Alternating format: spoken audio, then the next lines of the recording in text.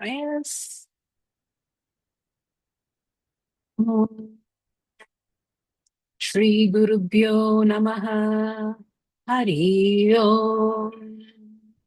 Saraswati Namastubhyam Varade Kamarupini. Vidyarambam karishyami siddhir bhavatu me sada. Sadashivasamarambam Shankaracharya Asmadacharya Paryantam Vande Guru Parampara. Om Sahana Bhavatu Sahanau Bhunaktu Saha Viryam Karavavahai Tejasvinavaditamastu ma vidvishavahai. Om Shanti Shanti Shanti.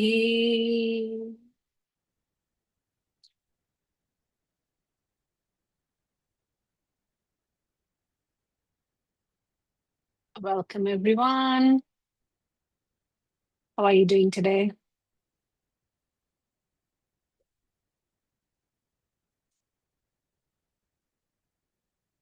So in the Doing last good, class, thank you.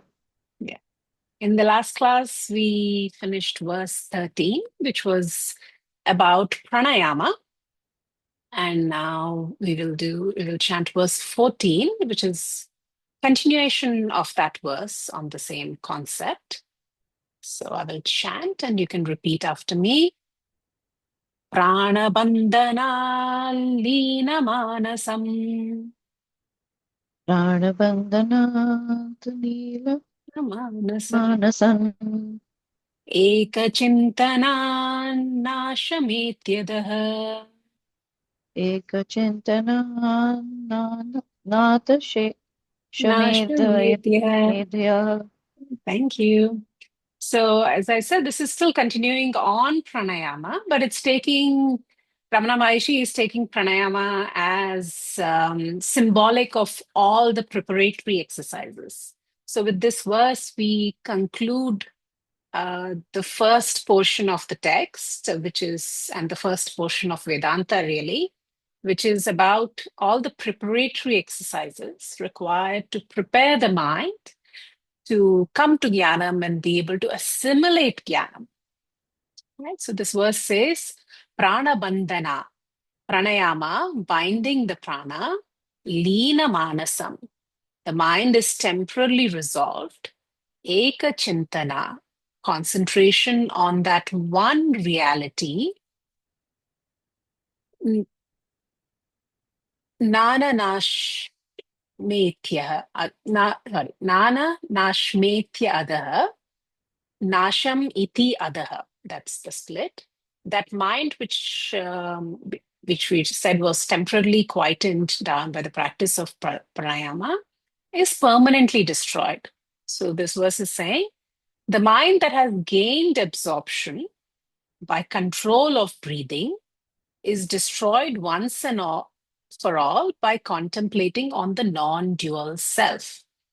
So through vichara, inquiry, through atma vichara, through the practice of jnana yoga, which is the systematic um, exposure to this Vedantic study through an lineage and acharya, that will permanently destroy this mind, which has been quietened by the control of breathing. So we saw in the last class that when Ramana Maharishi is talking about the destruction of the mind, he is only talking about the destruction of the problematic mind. Now, what is the problematic mind? It is the ignorance. It is the mind which carries the ignorance of my real nature, which, because of this ignorance, mistakenly thinks myself to be someone limited, someone who needs to achieve something or get rid of something to feel this fullness, right? For me, for to feel complete, I mistakenly think I might need something more, not knowing my true nature, which is Purnam, which is fullness itself. That is the problematic mind. That's the ignorance which only jnanam can remove, only knowledge can remove. So the mind which has been controlled by pranayama, which is control of the breath, or prana vikshasanam, which is the observation of the breath, this is called laya. And as I said, pranayama here is representing all the other sadhanas which are required for chitta shuddhi, for this purity of mind. So laya itself is comparable to deep sleep, your deep sleep state that you go into every night, not when you're dreaming, but that thoughtless, blank state. And while it's a very peaceful time, it's a very restful time, very happy time, even when you wake up, you're not any more enlightened than you were when you went to sleep. So, in a way, the mind achieved this laya, this complete absorption, complete cessation of all thoughts, but it did not help to remove the ignorance. Of course, there was some benefit of that quietude. There was temporary peace. Also, it was very restful, so it serves to rejuvenate you and take on the next day, have more energy for the next day. So it is not useless by any means. However, it is a means. It is not the end. And Sage Patanjali in Yoga Sutras talks about all the other steps after pranayama, which is pratyahara, withdrawal of the senses, dharana, concentration, dhyana, which is meditation, and then samadhi, which is complete absorption. So all these steps are helping us with our chitta shuddhi, the purity of the mind. And this will all help you gain some laya, which will help you gain some quietude, this temporary peace. And of course, that itself is, for many people, that might be the ultimate goal in this life, right? Not everyone necessarily wants moksha in this life. So if you can have a peaceful, mostly peaceful life, that might be good enough for most people.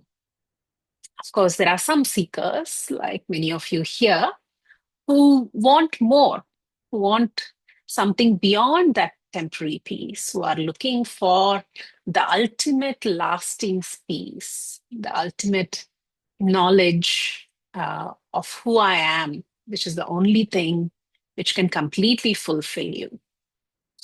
So the rest of this text is for people like us.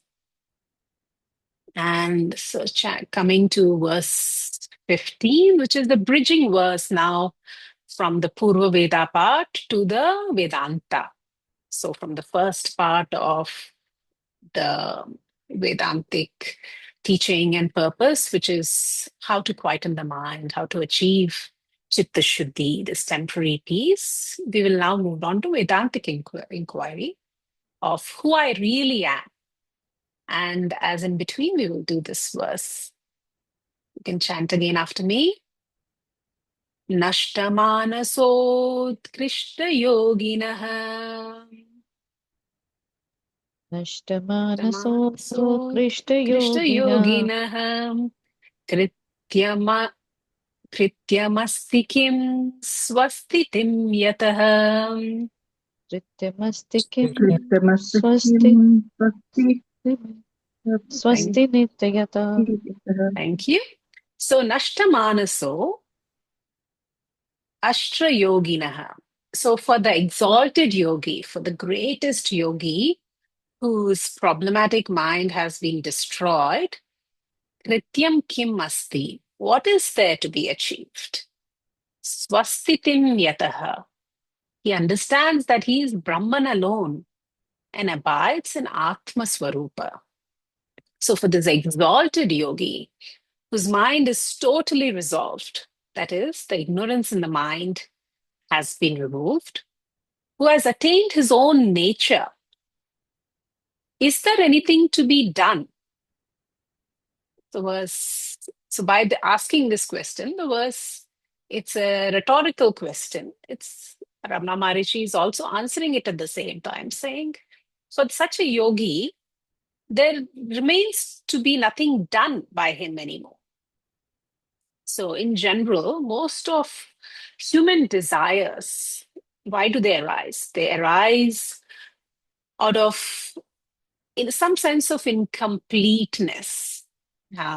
So, as I mentioned before, deep down, we do know that my real state is the state of bliss, of completeness.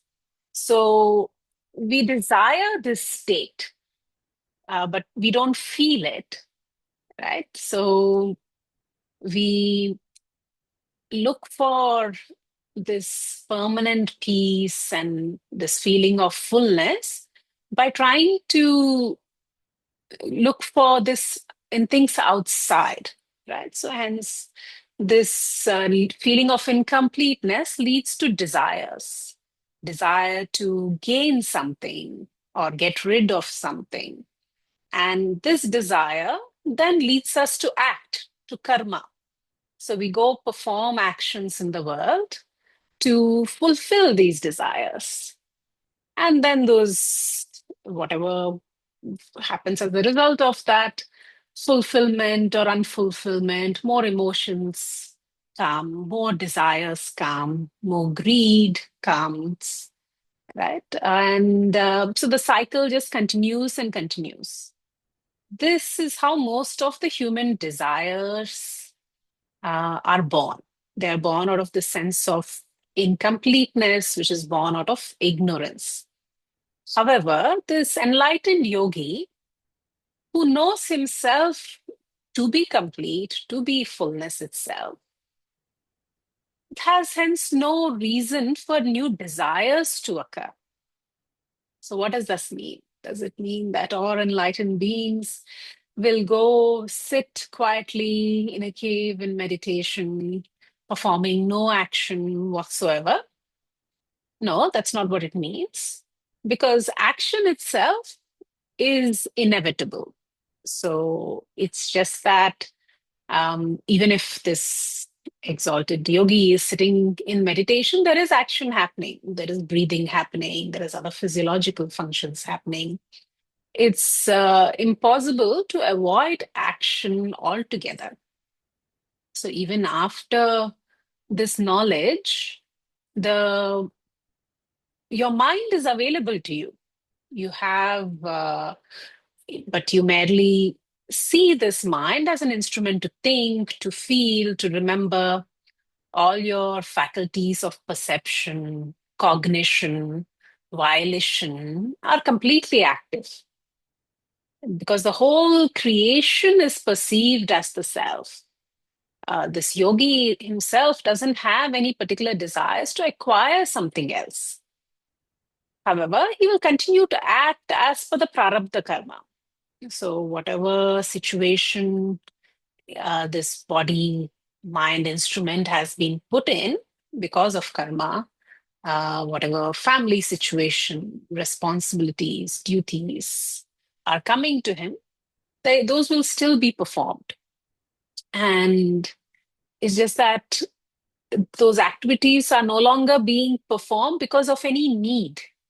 It is being performed purely out of love because he's so full, this fullness is flowing out of him and he shares that fullness.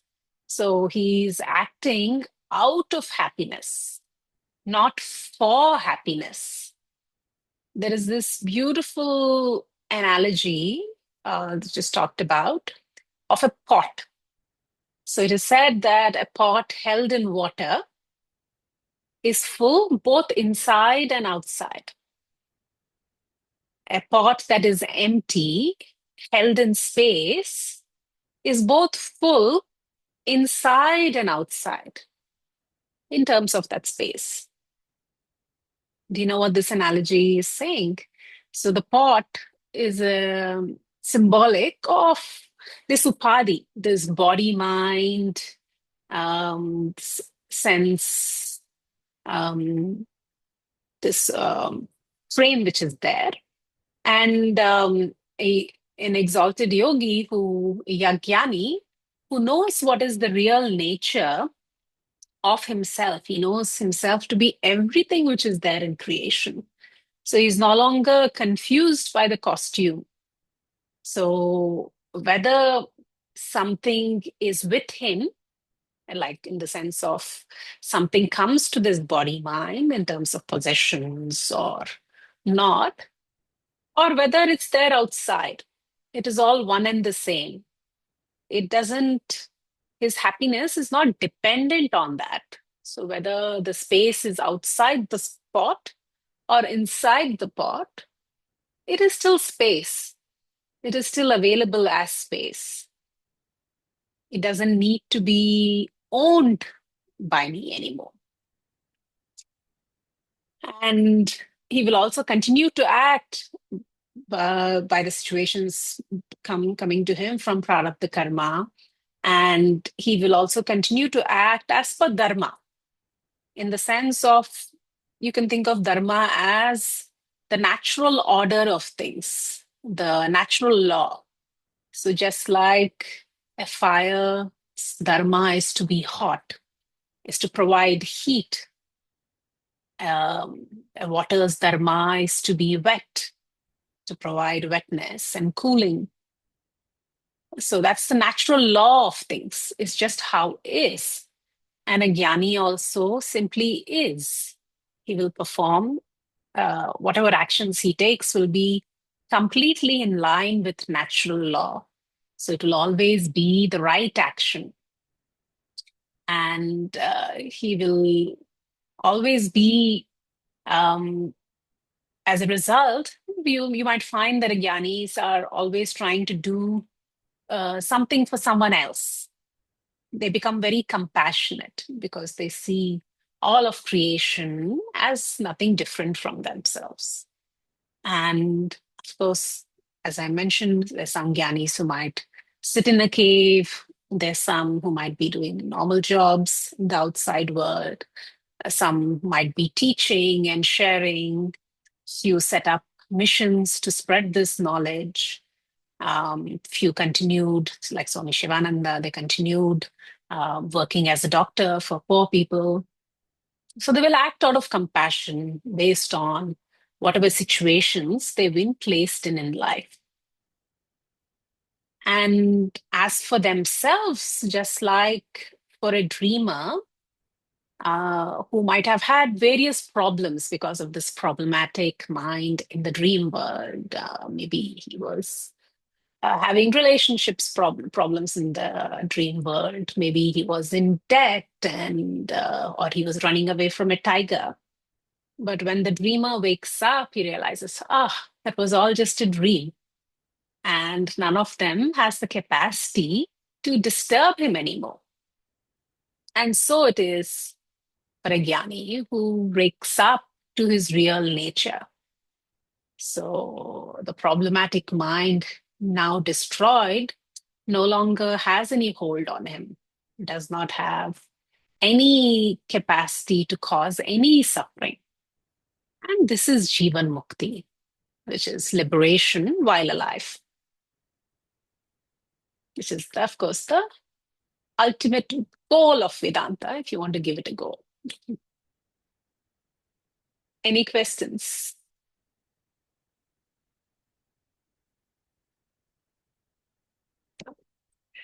Okay, great. So now let's move on to the self-inquiry part. So before we do, I hope you remember what all we covered so far. What are the different kinds of preparatory exercises that we covered in the text so far in the first 14 verses? Would anyone like to tell me? Name a few. What did we start off with? Something about action. About Karma Yoga.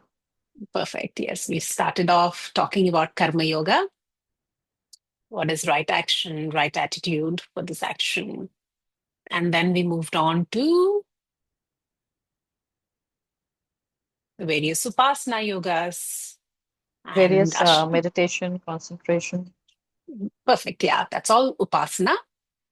And yeah, then we also talked about Ashtanga yoga as part of that. So all this upasana, Ashtanga yoga, they can all broadly be put under the category of Raja yoga. So when we talk about the four paths of yoga, it's Karma yoga, Raja yoga. We also talk about Bhakti yoga, right? And so these are all preparatory exercises. So we talked about devotion previously. And then at the end of all this, we come to Jnana Yoga, which is the path of knowledge. So while they are broadly said to be paths, you can just think of them as different starting points, different pointers to the same truth. So all of them are required. So the first three are required for that Chitta Shuddhi. So they are indirect paths in a way, but it cannot be ignored. You need all of them. And Jnana Yoga is the only direct path in the sense of it is the only thing which will give you that ultimate liberation. But even after coming to Jnana Yoga, it's important not to forget all these other different things to continue purifying yourself for this Jnanam to actually start doing its work. So coming to verse 16, you can chant after me. Drishyavaritam chittamatmanah.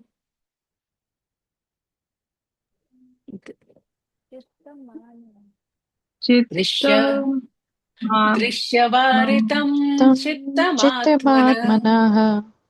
Yeah, Drishyavaritam Chitta. Shivaritam Chitta Matmana. good attempt. Thank you. Maybe I'll split it. Chitvadarshanam, Chittadarshanam. Chitvadarshanam Tattvadarsanam Tattvadarshanam. Tattvadarsanam. Tattvadarsanam Tattvadarsanam Okay, good. I'll split it in the future.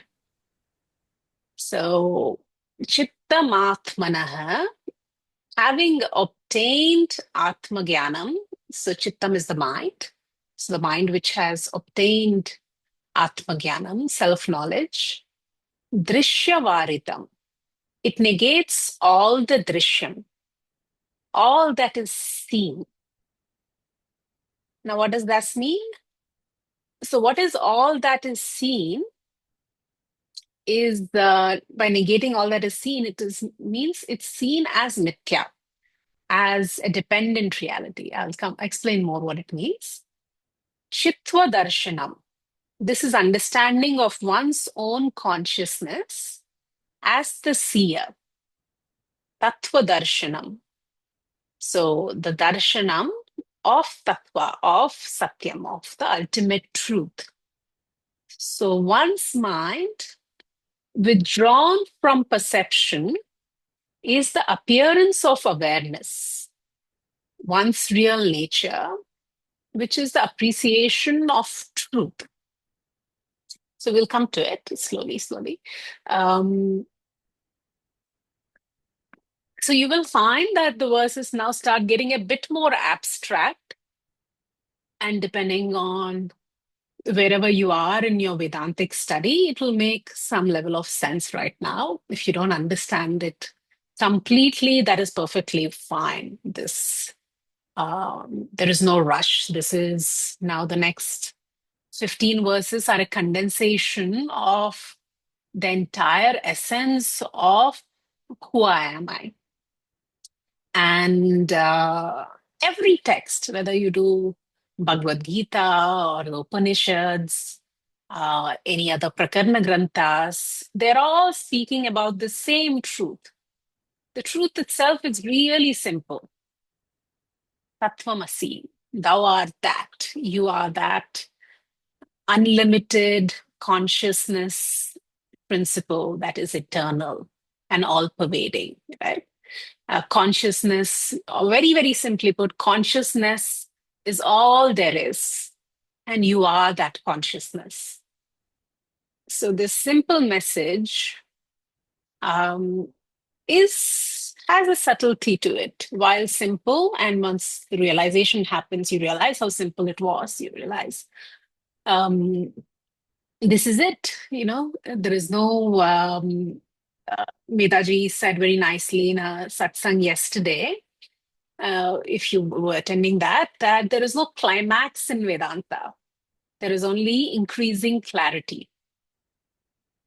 So for sure, there is a one moment where realization is sudden and also gradual.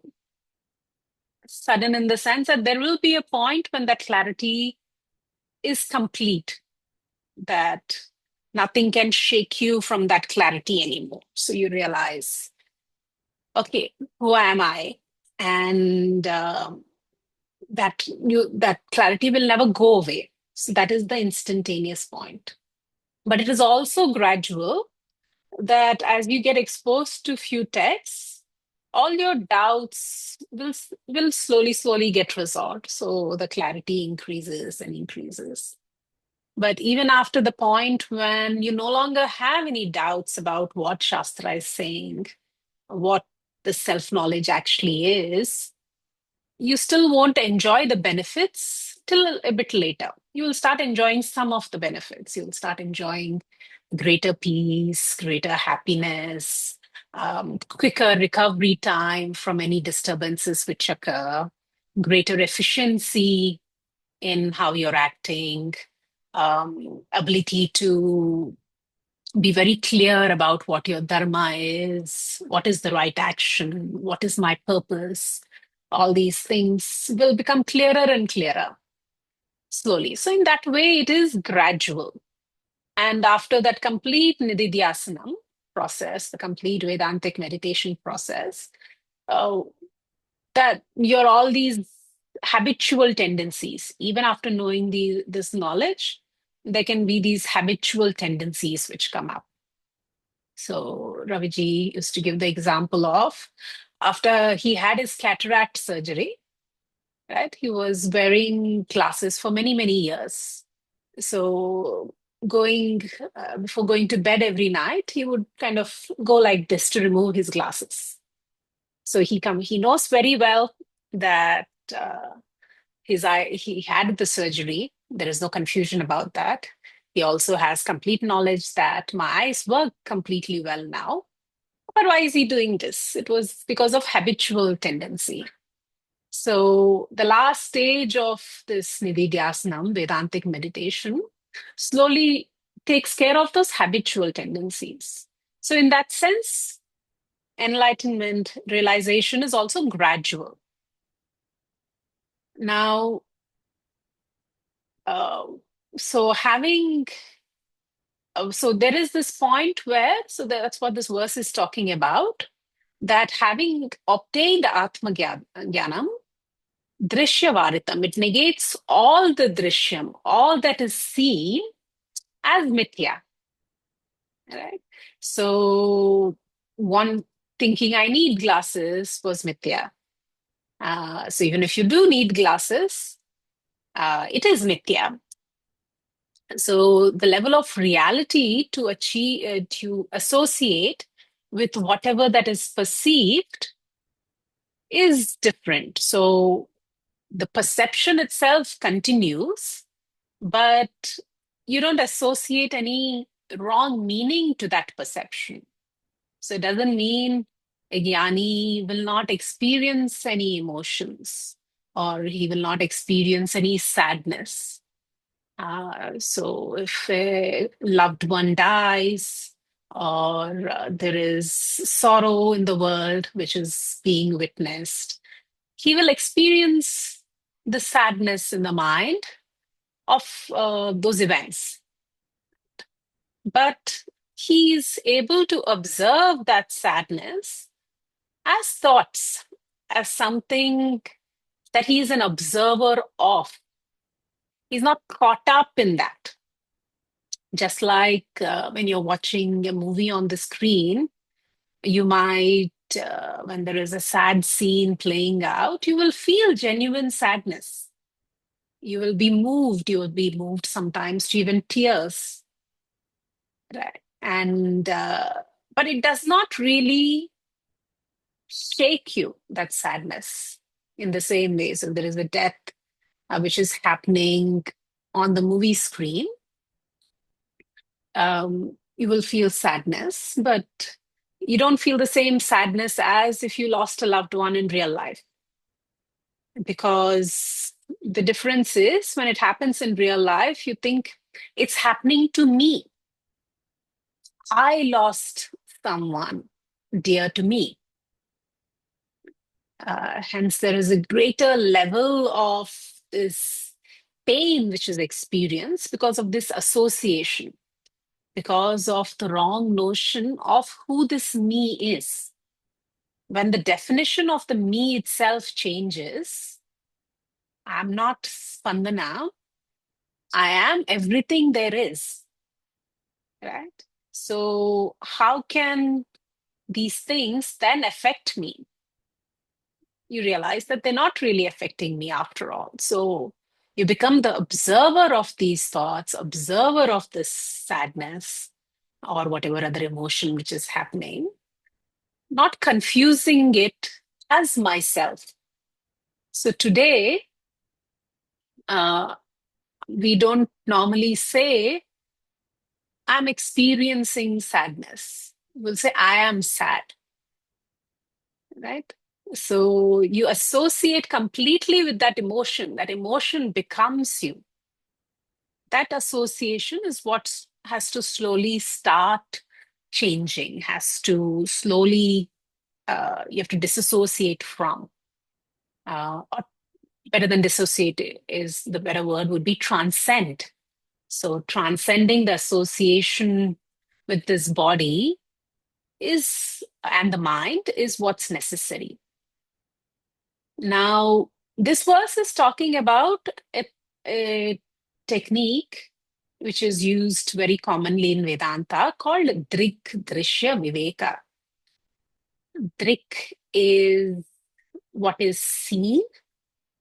Drik is the seer, one who sees, or the witness consciousness. And Drishya is what is seen. Now, it is talking about understanding the difference. Viveka is discernment between who am I and everything that is being experienced or witnessed by me. When this realization is complete, when Atmagyanam is gained, all the drishyam, all that is seen, is negated as mithya, as a dependent reality. So, basically, what this principle says is everything that I experience is an object, but I am the subject. So I am different from everything that I experience. This is the core of the neti neti, if you heard that term. That happens in Vedantic inquiry. So you do neti neti, negation. So I'm experiencing, I can see this hand, right? I can experience it. So this cannot be me because this is an object and I am the subject. Similarly, when I'm looking at my mind, I'm experiencing, I can observe that I'm experiencing peace or happiness or sadness or anger. I'm experiencing all these things. So this cannot be me. I'm the experiencer of all these. I'm observing my breath. There is an in-breath and out-breath. I'm experiencing this heart beating. I'm experiencing maybe my stomach rumbling.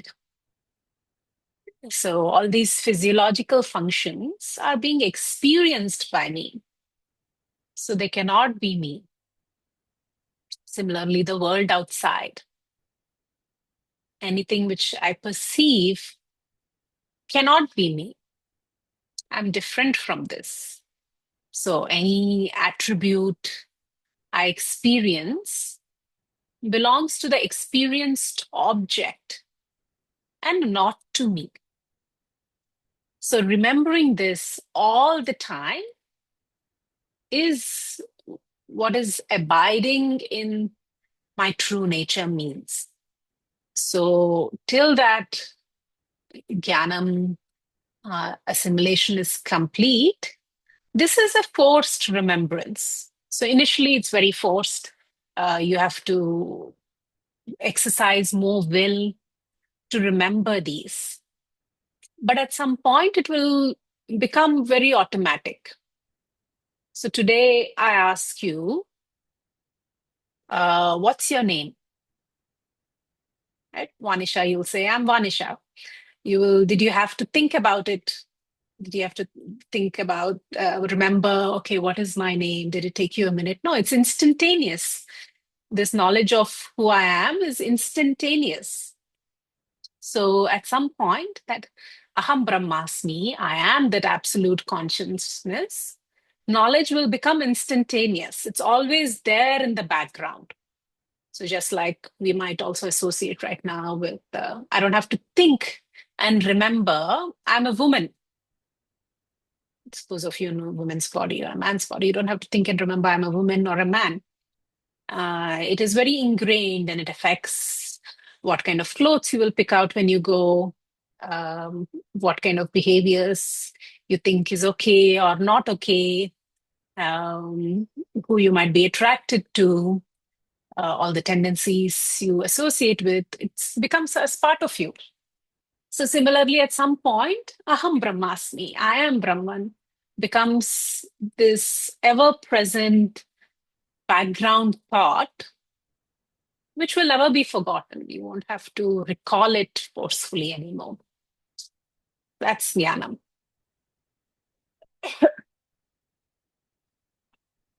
Any questions in what I said so far?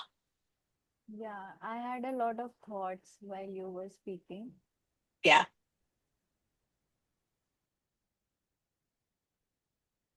It becomes automatic.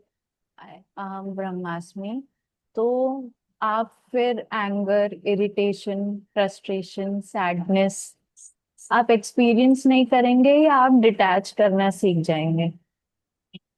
So it's like that movie example I gave you. So when you're You'll watching the movie, experience, but you'll not be shaken by it. right? So you'll still experience it, right? So there's a sad scene in the movie, you'll still experience sadness. But and if it's a good movie, you'll really genuinely experience, you'll feel tears come to your eyes and everything. Because it is a very good perception of reality. That's what a good movie is doing. Now, this world created by Ishvara is the ultimate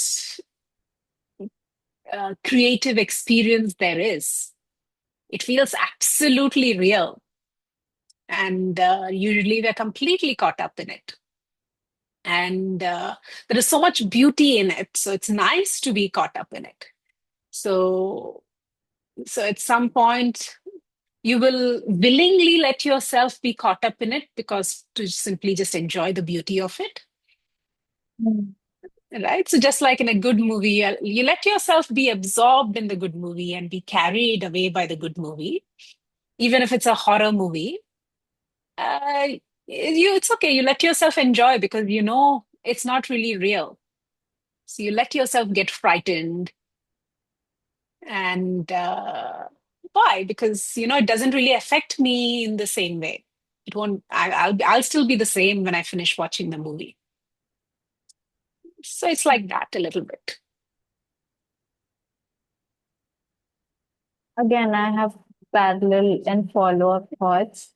Yeah. One is that I get what you're saying. So when I feel frustrated or angry, I know I'm feeling this and I feel it so powerfully that at that point of time, I want to let it out because उसको ignore करके then I will think in a loop कि okay I did not respond or I did not react because I also want to communicate that to the other person and the intensity of it.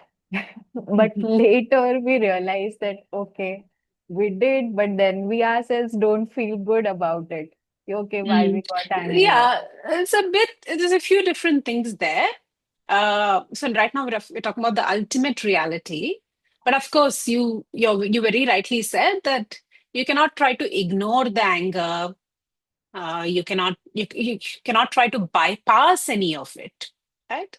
You just have to be clear. So when you're on this journey, in any internal processing you're doing, you have to be very clear. Am I in the Vyavaharika right now, the transactional reality, or the ultimate?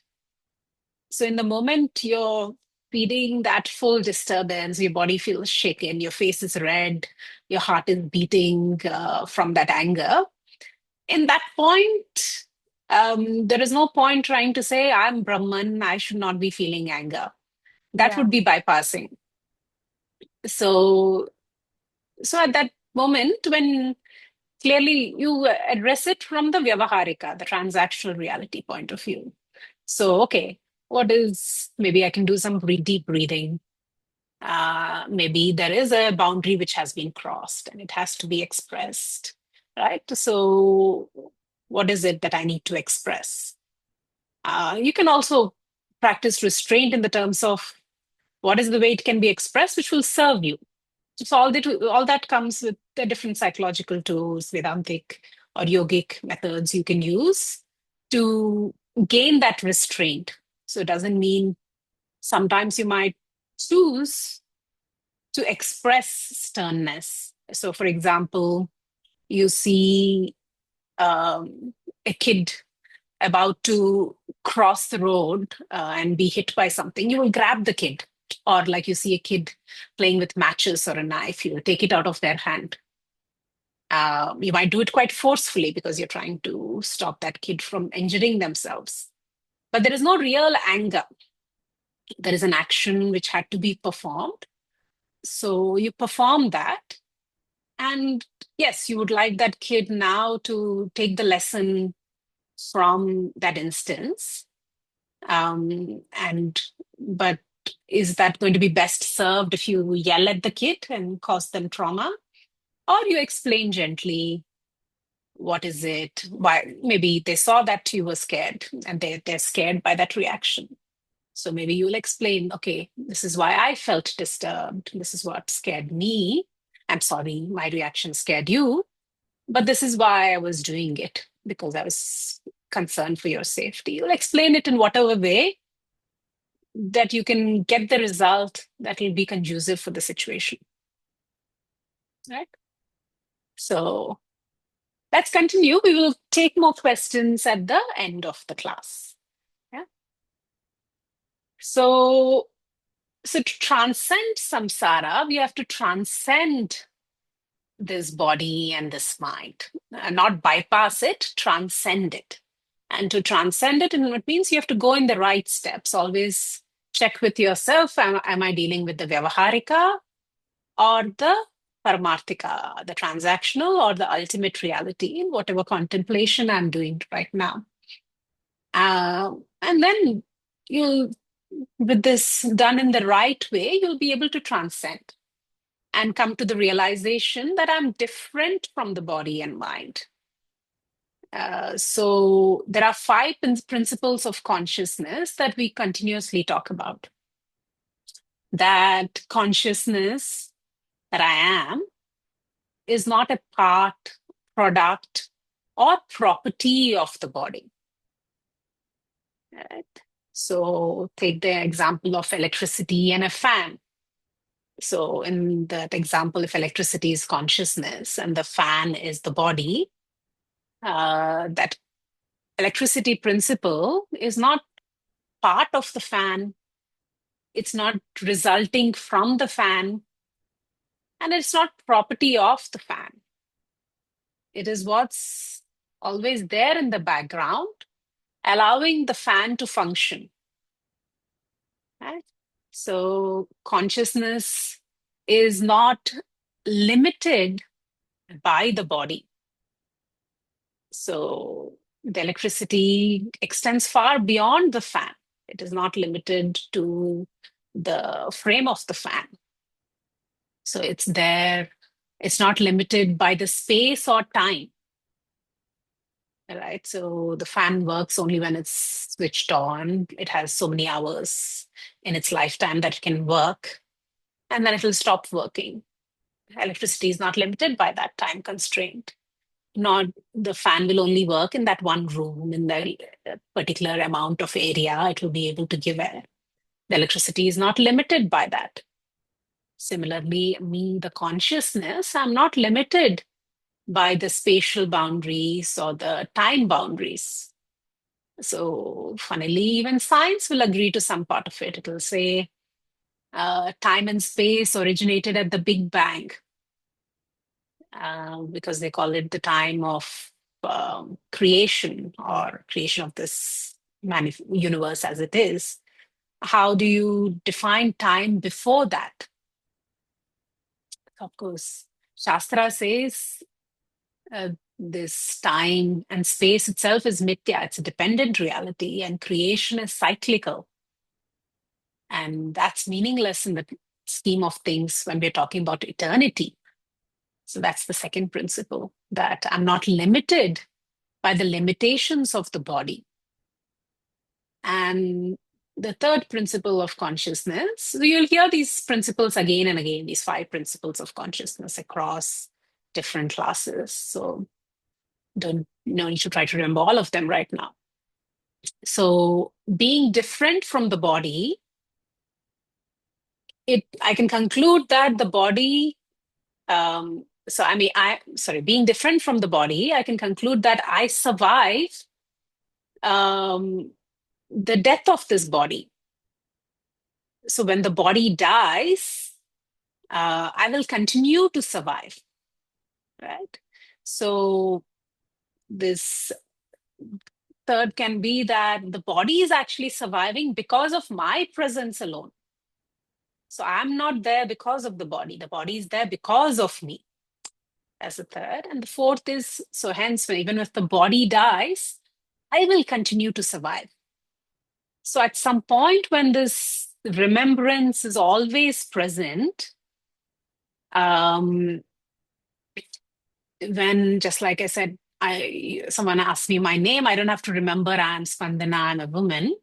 When this remembrance is always present that I'm eternal, when this fear of death leaves, then a lot of fears will disappear as a result of that. Because a lot of fears we currently have, a lot of disturbance we currently have, is to do with survival. So when you fear a relationship ending, a loved one moving away somewhere far away, for example, why is there disturbance? Because you think something will happen to me. This thing or person which gave me happiness will not be accessible to me. So what will happen to poor little me?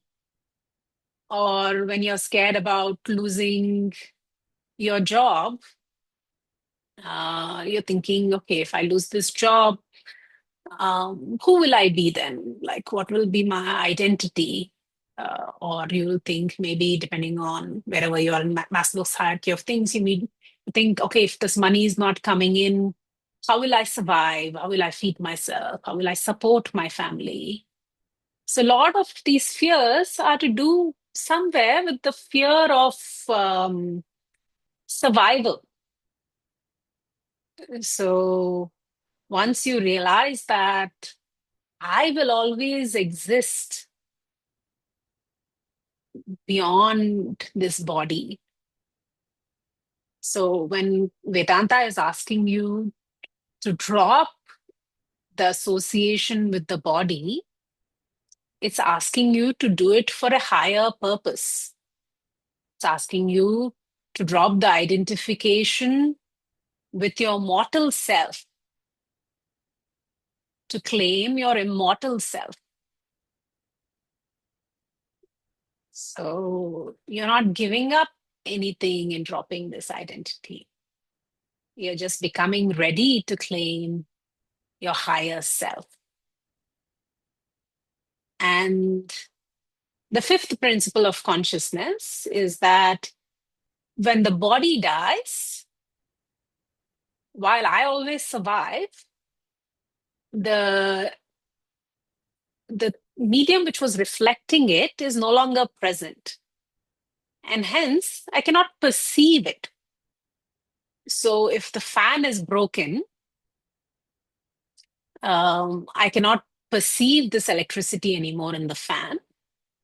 But I need not conclude that there is no electricity.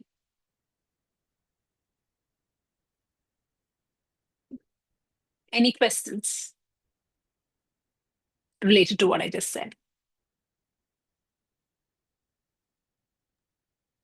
Pannaji, can you just repeat the asking you to dropping your identity to realize the higher self? Can you explain it or elaborate on it further? Yes. So what I was saying was that to be able to claim yourself as this consciousness principle, you have to drop the lower claim of I am this body.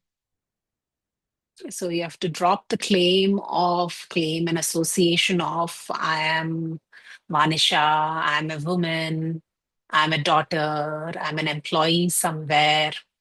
All right. This is all your lower identity. It's not your ultimate identity. And as long as you're associated with all those identities, you will have the problems of that identity. So Anisha herself is limited in some way. She looks a certain way, she has a certain amount of intelligence, a certain amount of talents. And hence, this limited personality will always want more to feel better about herself, to feel more fulfilled, right? So if you lose something which you feel dearly about, like uh, you start aging, you start getting wrinkles, gray hair, lose your youthful beauty, you might feel a pain because you're associated with this Vanisha who has these certain attributes. So, and that's samsara. This wrong association is what's causing samsara.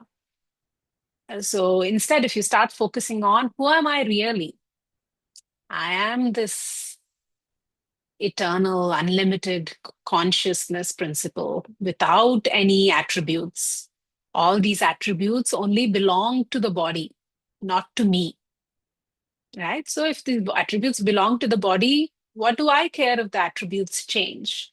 What do I care if there is more wrinkles or gray hair, or I'm aging, or the body's become weaker and cannot do the same activities that it used to be able to do before? So the body is changing. I'm not changing. I'm unchanging. So that is claiming, then who am I? That is unchanging. So I'm talking about claiming that identity. Yeah, got it. Mhm. Right. So we just have a few minutes left, so I won't start the next verse. Would anyone like to ask any more questions?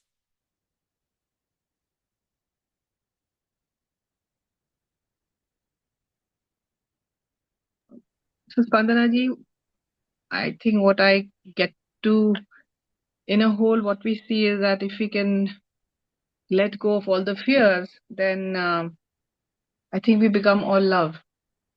Yeah.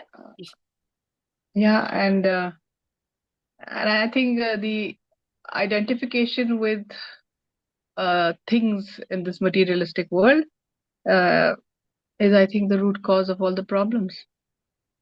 I mean, if we, Identification. each one of us rises above this identification, which you were talking about,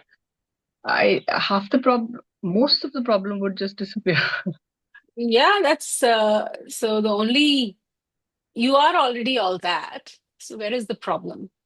The problem is coming from this ignorance, which makes you think you're something limited, right? And like you said, identification, yes. So they're basically two main identifications. So this ahamkara, the wrong notion of I, who I think I am, gives rise to, so first of all, the root problem is ignorance of my real nature, which makes me think I'm limited. So that gives rise to ahamkara, which basically the false association of what I think I am, right? And then it gives rise to mamakara, things which I think are mine, because I think I am Spandana. Then there are things which belong to Spandana. My relationships, my family, my friends, my things. So if if a friend drops their phone, you'll be like, oh, that's too bad. And the screen cracks. It's like, oh, yeah, that's too bad, you know?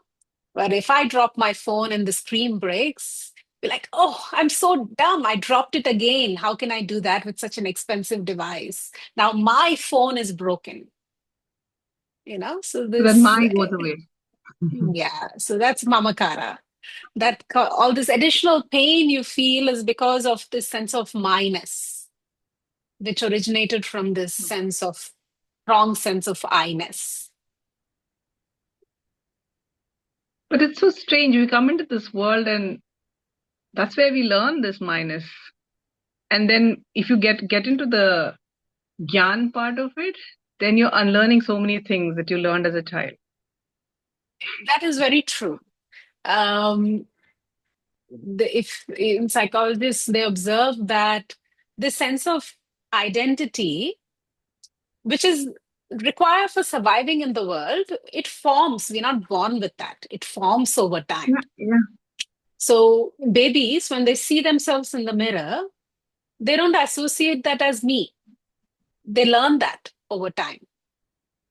They don't look at that image and think that's me. And I was with my friend's 2-year-old when he fell down and hurt himself. And he said, whatever his name was, S is sad, or baby is sad, because they called him baby. He didn't say, I'm sad.